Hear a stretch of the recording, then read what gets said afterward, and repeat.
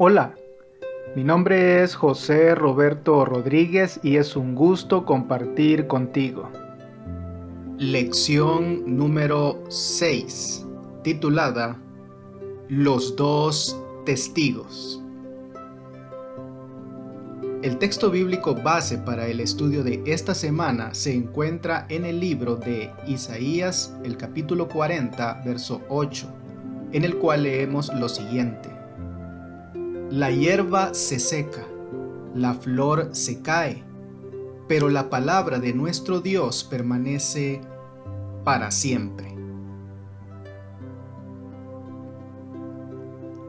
A lo largo de los siglos, la palabra de Dios también ha sido despedazada, cuestionada, descartada, encadenada en monasterios y quemada en plazas públicas. A pesar de todo, la Escritura ha prevalecido. La iglesia medieval persiguió a los cristianos fieles que creían en la Biblia. No obstante, la palabra de Dios echó luz sobre la oscuridad. La opresión y la persecución no detuvieron la proclamación de la verdad.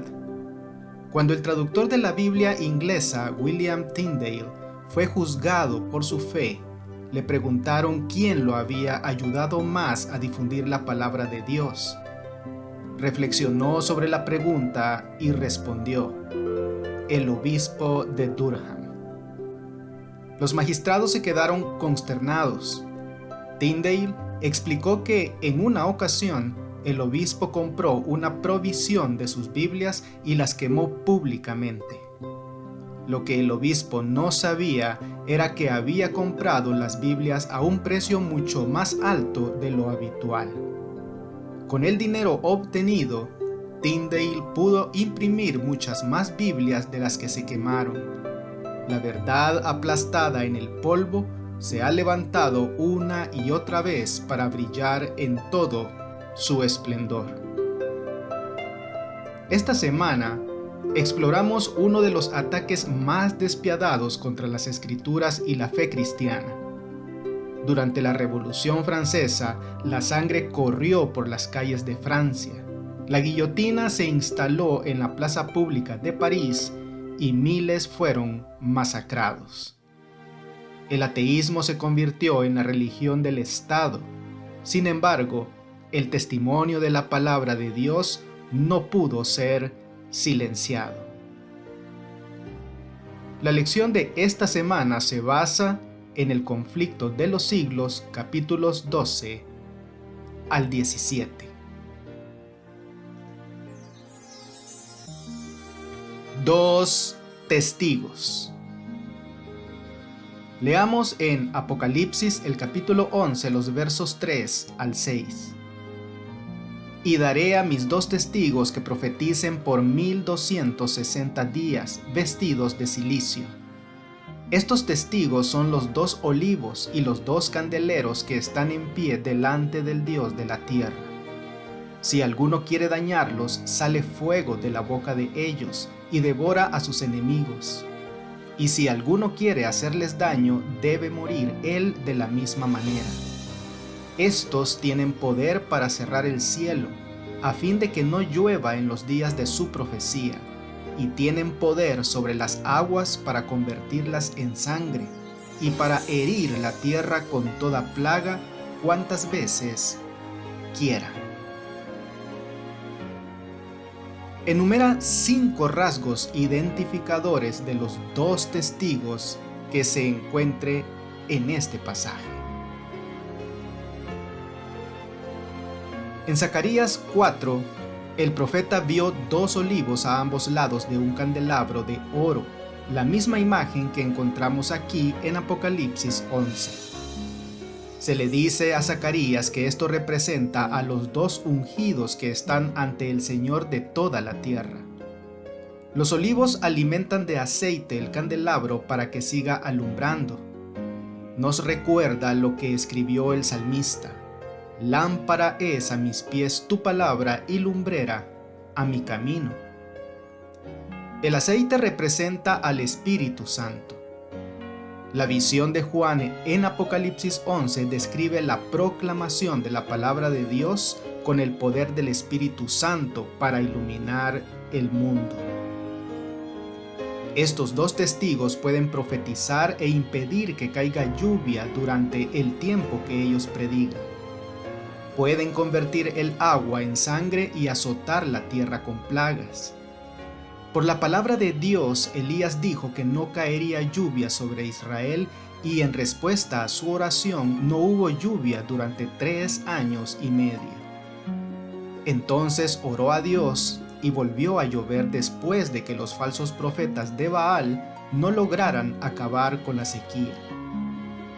Moisés, por medio de la palabra de Dios, hizo caer plagas de todo tipo sobre los egipcios, incluyendo la de convertir el agua en sangre, porque el faraón se negó a dejar ir libre al pueblo de Dios. Los que intenten dañar las escrituras serán consumidos por el fuego que sale de su boca.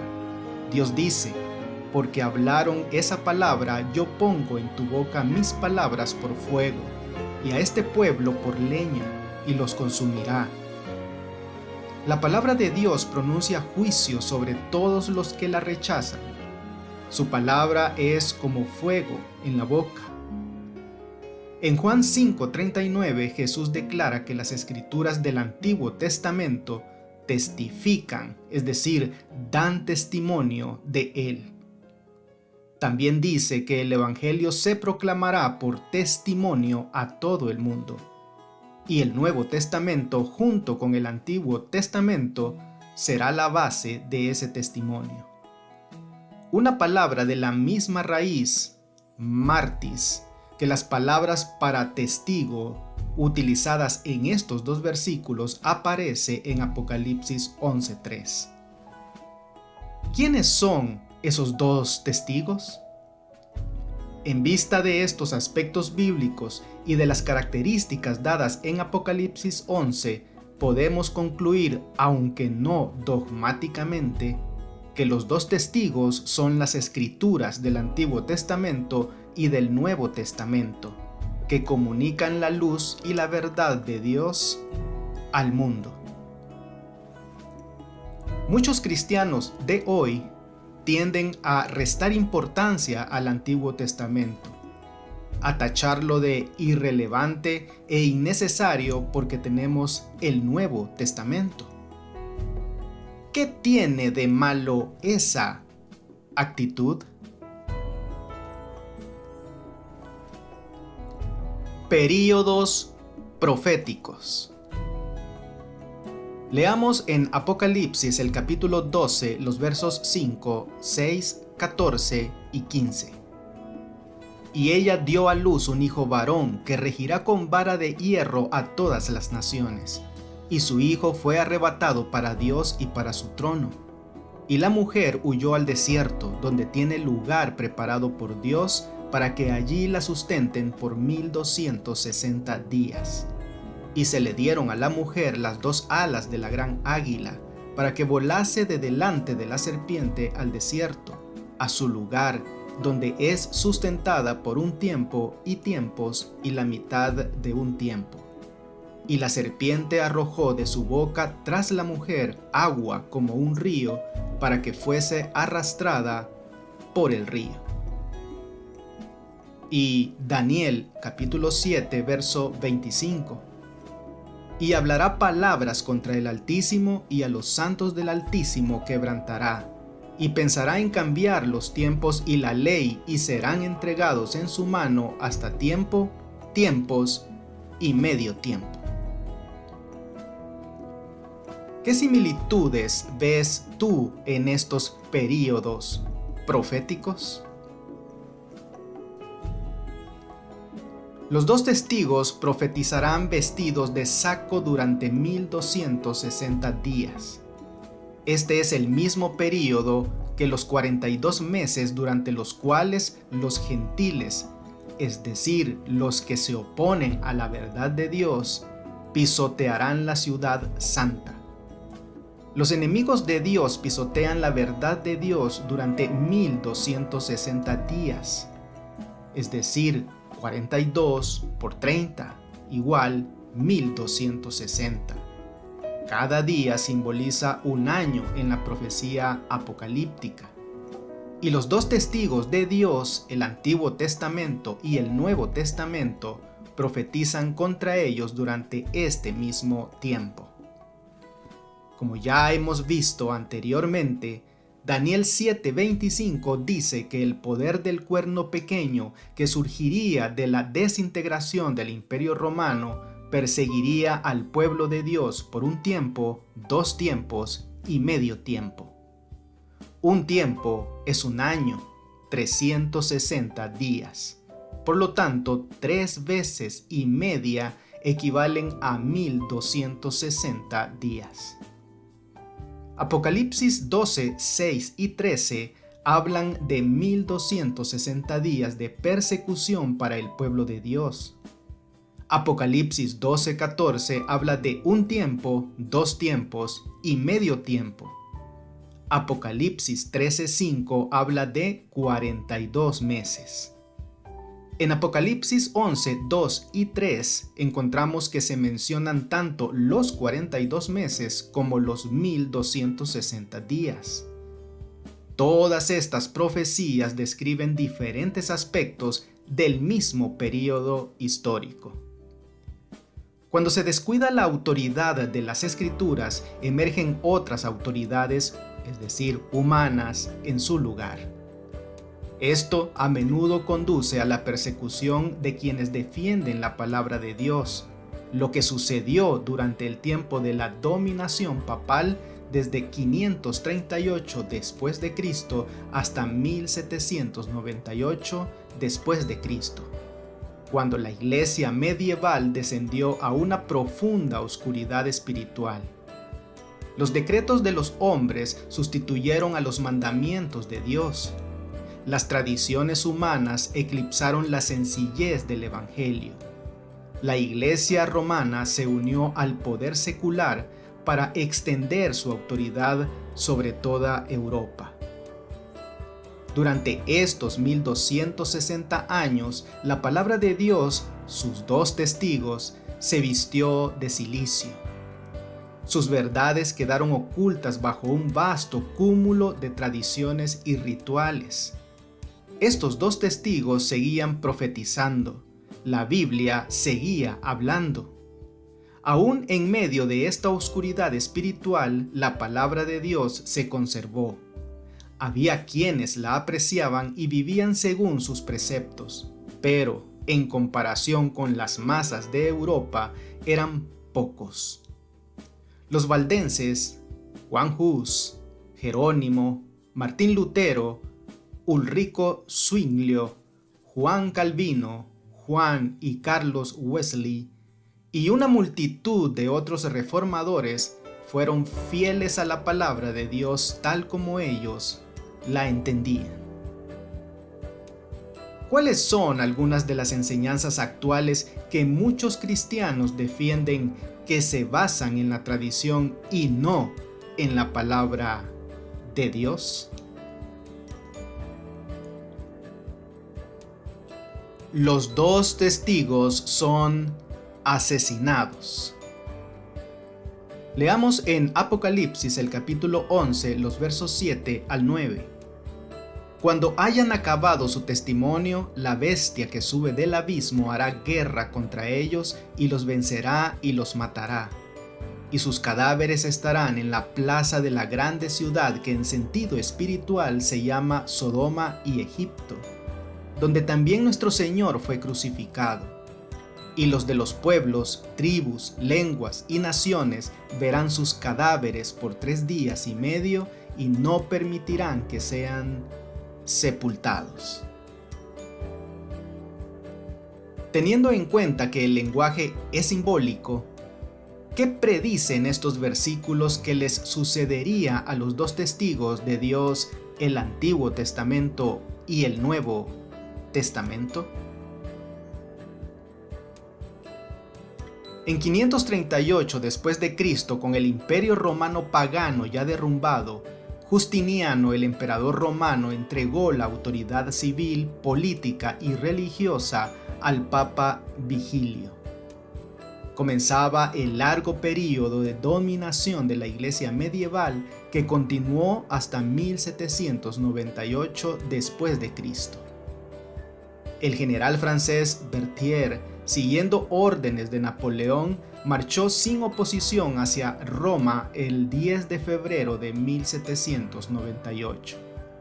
El Papa Pío VI fue tomado cautivo y llevado a Francia, donde murió. Esta fecha marca el fin proféticamente predicho de la autoridad secular de la Iglesia romana, los 1260 días o años como se describe en Daniel y Apocalipsis.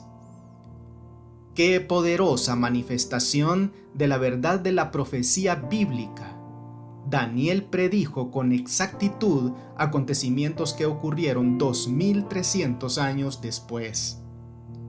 Efectivamente, podemos confiar en las profecías dadas en la Biblia. Mientras tanto, durante todo este tiempo, la verdad del Evangelio se mantuvo viva gracias al testimonio de la palabra. Pero había desafíos aún mayores que amenazaban la verdad bíblica. La bestia que ascendió del abismo, es decir, Satanás, hizo guerra contra las Escrituras. Inició nuevos asaltos a la autoridad de la Biblia mediante la Revolución Francesa, que comenzó en 1789. En la Revolución Francesa, el gobierno estableció oficialmente el culto de la razón como una religión atea patrocinada por el Estado, con la intención de reemplazar al cristianismo. El 10 de noviembre de 1793 se celebró en todo el país el Festival de la Razón. Las iglesias de toda Francia se convirtieron en templos de la razón y una mujer fue entronizada como diosa de la razón. Se quemaron Biblias en las calles y se declaró que Dios no existía. Satanás obró mediante hombres impíos para matar a los 2 testigos de Dios. Sus cadáveres quedaron en la plaza de la gran ciudad, que simbólicamente se llama Sodoma y Egipto, donde también su Señor fue crucificado. Egipto tenía una cultura politeísta y negaba al Dios verdadero. Sodoma representa la inmoralidad flagrante. En la Revolución Francesa, los 2 testigos de Dios, el Antiguo Testamento y el Nuevo Testamento, murieron debido al ateísmo y la inmoralidad que corrían desenfrenados a medida que las restricciones morales se desataban en la revolución y el derramamiento de sangre.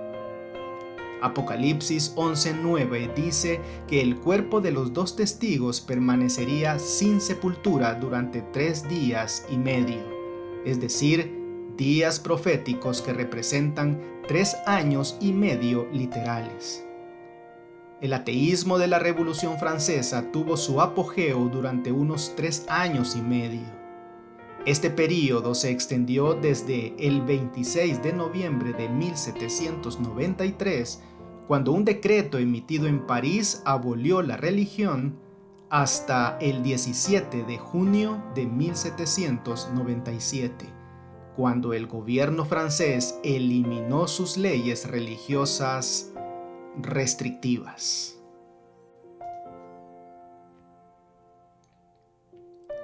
Los 2 testigos resucitan.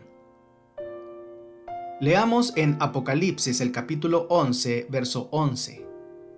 Pero después de 3 días y medio entró en ellos el espíritu de vida enviado por Dios, y se levantaron sobre sus pies, y cayó gran temor sobre los que los vieron.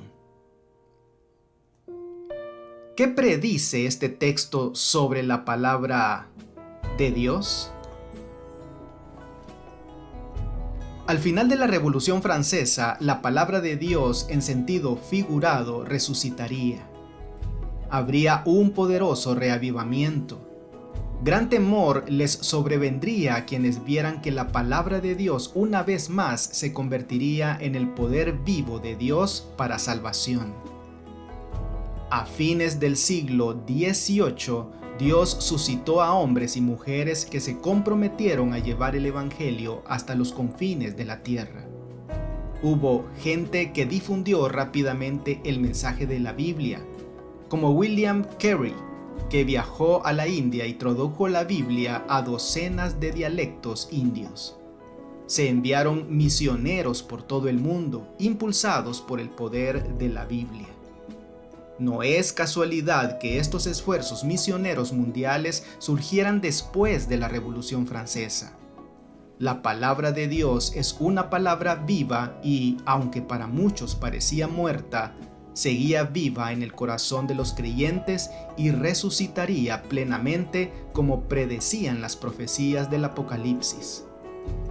En cierta ocasión, el incrédulo Voltaire dijo con arrogancia: «Estoy cansado de oír de continuo que 12 hombres establecieron la religión cristiana.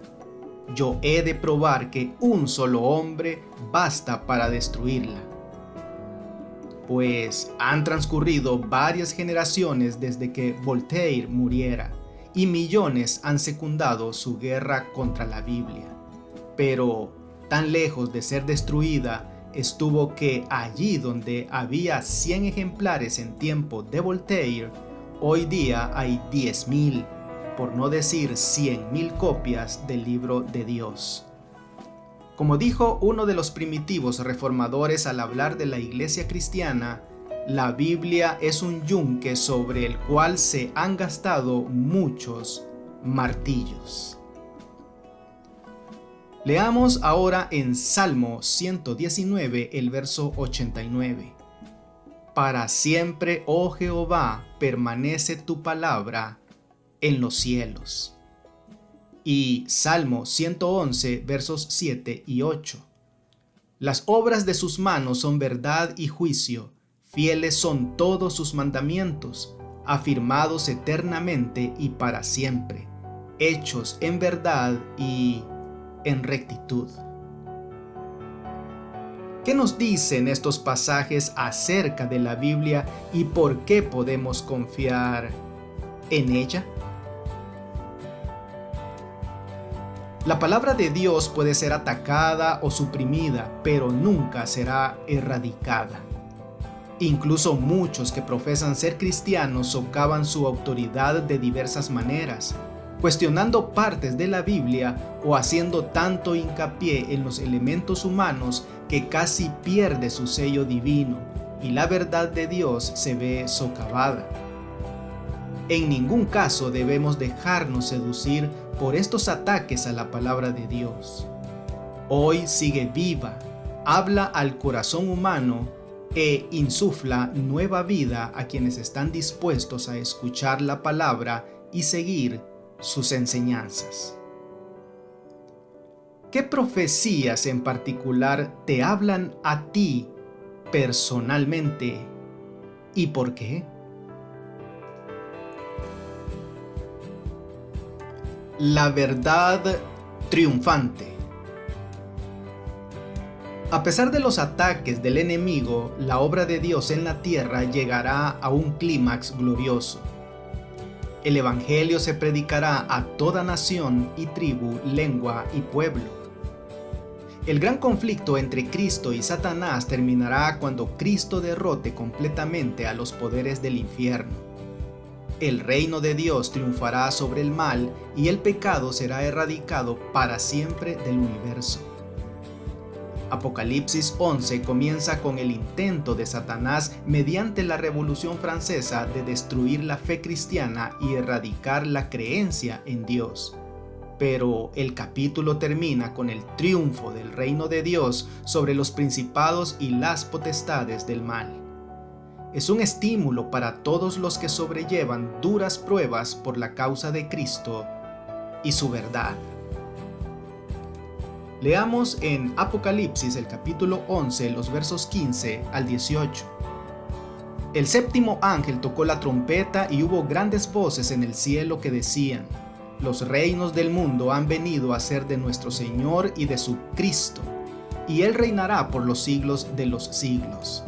Y los 24 ancianos que estaban sentados delante de Dios en sus tronos se postraron sobre sus rostros y adoraron a Dios diciendo: Te damos gracias, Señor Dios Todopoderoso, el que eres y que eras y que has de venir, porque has tomado tu gran poder y has reinado. Y se airaron las naciones, y tu ira ha venido, y el tiempo de juzgar a los muertos y de dar el galardón a tus siervos los profetas, a los santos y a los que temen tu nombre, a los pequeños y a los grandes, y de destruir a los que destruyen la tierra.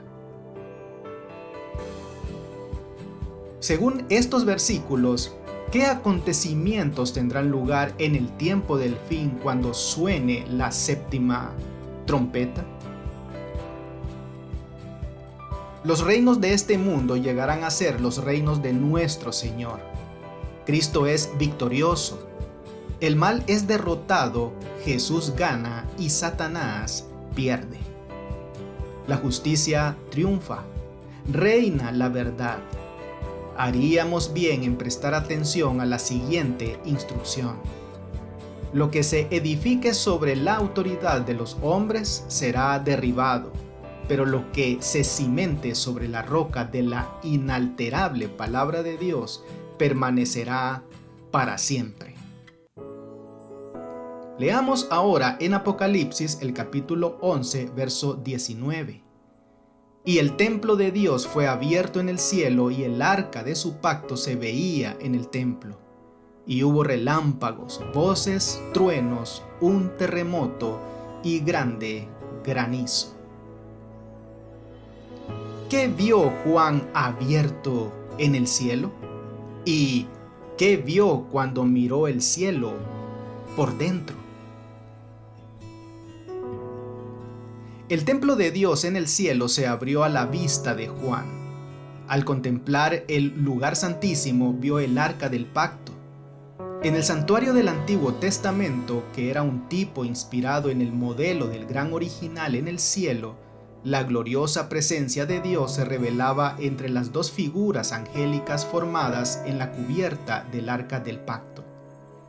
Dentro del arca estaba la ley de Dios. Aunque somos salvos solo por la gracia mediante la fe, la obediencia a la ley de Dios revela si nuestra fe es auténtica. La ley de Dios es la base o norma del juicio.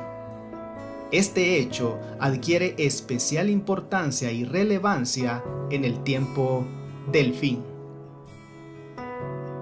¿De qué manera nos habla hoy el sorprendente contraste entre la impiedad de la Revolución Francesa y el glorioso clímax que se describe en Apocalipsis 11? Para estudiar y meditar. Cuando la Biblia fue prohibida por las autoridades civiles y religiosas, cuando su testimonio fue pervertido y se hizo cuanto pudieron inventar los hombres y los demonios para desviar de ella la mente de la gente, cuando los que osaban proclamar sus verdades sagradas fueron perseguidos, traicionados, torturados, confinados en mazmorras, martirizados por su fe, obligados a refugiarse en las fortalezas de las montañas y en las cavernas y las cuevas de la tierra, entonces los fieles testigos profetizaron vestidos de sacos. Sin embargo, siguieron dando su testimonio durante todo el período de 1260 años. Aún en los tiempos más sombríos hubo hombres fieles que amaron la palabra de Dios y fueron celosos de su honor. A esos fieles siervos de Dios les fueron dados sabiduría, poder y autoridad para divulgar su verdad durante todo ese tiempo. Cuando Francia rechazó a Dios y desechó la Biblia públicamente, hubo impíos y espíritus de las tinieblas que se llenaron de júbilo por haber logrado el objetivo tanto tiempo deseado, un reino libre de las restricciones de la ley de Dios. Fue retirado en gran manera el poder restrictivo del Espíritu de Dios, el que impone un freno al poder cruel de Satanás, y se le permitió al que solo se deleita en los sufrimientos de la humanidad que hiciese su voluntad. Los que habían preferido servir a la rebelión cosecharon sus frutos hasta que la tierra se llenó de crímenes tan horrendos que la pluma se resiste a describirlos. De las provincias devastadas y las ciudades arruinadas se oía un clamor terrible, un clamor de angustia amarguísimo.